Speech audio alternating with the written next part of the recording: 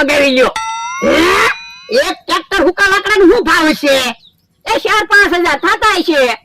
ના રે ના, તો વરાળિયા રીંગણાનું શાક મોંઘું ન પડે. તો પણ રીંગણા સુધી વરાળ જ ના પોકતી તો આપણે રીંગણા કેમ શેકશું? એ ભલે હાંજ પડી જાય, રીંગણા તો વરાળથી શેકવા છે. એ તો તમે વરાળથી રીંગણા શેકો, હું તો થાકી ગયો. હે ઓય બાપા, તો પણ એટલા બધા ઊંચા રીંગણા હું કામ બાંધ્યા? પણ રીંગણા નજીક બાંધવી તો તાપથી રીંગણા નો શેકાઈ જાય તો કઈ વરાળિયા રીંગણા કહેવાય? ના ના, તો પછી ઉભો રે. ક્યાં ભાગ્યા? મને તો એવું લાગે કેરોસીન લેવા ગયા છે. તાપ હરખો થાય ને. હે તગારું હું કામ લાવ્યા? એ તગારામાં તાપ કરવો છે. પણ તગારામાં હું કામ તાપ કરવો? આપણે તાપ તો કર્યો. એ તગારામાં તાપ કરી રીંગણા સુધી વરાળ પોગાડવી છે. ઈ હાસુ જો. તમારું મગજ તો એમ હાલે હું વડા દાદા? તો હું તારે જ મગજ ક્યાં છે?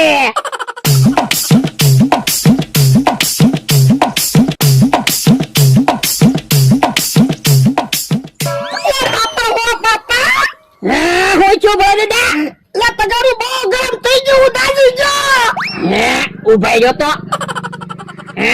યો બોલો, તગારું ગરમ થઈ ગયું પણ રીંગણા તો હજી ગરમ ના છે. એટલે હાસુ હો. તો હું આ બધું શું છે? એ વરાળિયા રીંગણાનું શાક બનાવવું છે ને તે વરાળથી રીંગણા શેકવી. વરાળિયા રીંગણાનું શાક આમ બને? તો આમ જ બનતું હોય છે ને. આમ કાઈ વરાળિયા રીંગણાનું શાક ન બને. તો કેમ બને? એ તપેલામાં લાકડાનો માવો કરવાનો, એની ઉપર રીંગણા ભરીને મૂકી દેવાના. આપણે કેમ વરાળથી ઢોકળા બનાવી એમ વરાળિયા રીંગણાનું શાક બને. પછી અલગથી ગ્રેવી બનાવીને રીંગણા એમાં નાખી દેવાના. હે બાપા, કાક શીખ કા આવડતું જ ના ને. તમને કાઈ ના આવડતું. તમે હમણાં તગારામાં તાપ કરીને રીંગણા હુંદે વરાળ પોગાડતા થા. હવે ઈ વાત જવા જો. હાલો, અમારી જગ્યાએ હીરો આવે છે. તમારી જગ્યાએ હીરો આવે? હા, એટલે તો હું તમને કહેવા આવ્યો. અમે એનું સન્માન રાખ્યું ને એટલે આવે છે.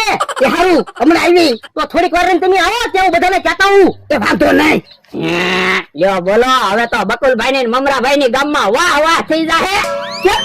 તો હું એ હીરો નું સન્માન કરશે, પછી મોબાઈલ માં ફોટા પાડશે, પછી મોબાઈલ માં મૂકે એટલે બધાને ખબર પડશે.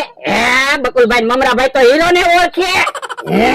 તો પણ મારી વાહ વાહ થાય એવું કઈક વિષય ને. તો પણ તમે હીરો નું સન્માન કરો તો તમારી વાહ વાહ થાય. હા, ઈ હાસુ. સાતો મમરાભાઈ યાદ છે ને, બોલાય તો. એ હારું. હીરો નું સન્માન તો મારે જ કરવું છે. Hello hello, mic check mic check.